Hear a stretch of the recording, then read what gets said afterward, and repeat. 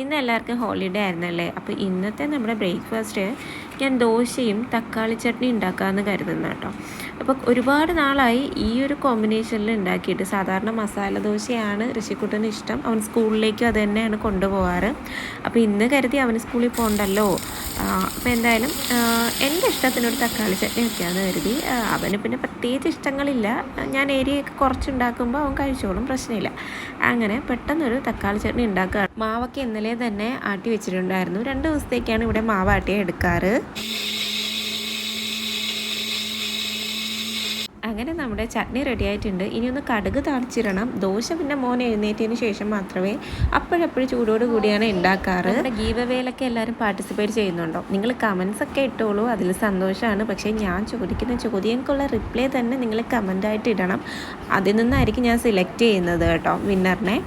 അപ്പോൾ നെക്സ്റ്റ് 20 വീഡിയോസിനാണ്. അപ്പോൾ നമ്മളിപ്പോൾ എനിക്ക് തോന്നുന്നു ഇതും കൂടി ചേർത്ത് 6ാമത്തെ വീഡിയോ ആണ്. അപ്പോൾ എല്ലാവരും പാർട്ടിസിപ്പേറ്റ് ചെയ്യണം. ഇന്ന് എന്തായിരുന്നു ബ്രേക്ക്ഫാസ്റ്റ് എന്ന് പെട്ടെന്ന് കമൻറ്റ് ചെയ്തോളൂ. അപ്പോൾ മോൻ എഴുന്നേറ്റിട്ടുണ്ട്, അവന് ഞാൻ കൊടുക്കട്ടെ, എന്നിട്ട് ഞാനും കഴിക്കട്ടെ. അപ്പോൾ ശരി, കാണാം. Have A nice day. Tata.